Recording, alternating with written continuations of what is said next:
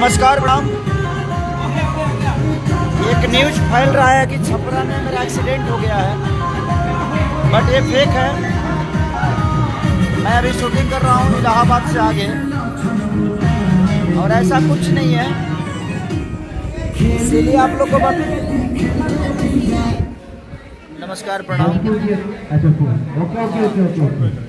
और एक न्यूज़ फैल रहा है कि मेरा एक्सीडेंट हो गया है छपरा में, बट ऐसा कुछ नहीं है।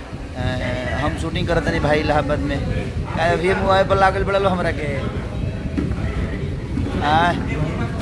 करा हमारा जिला से ढेर तकलीफ है भाई।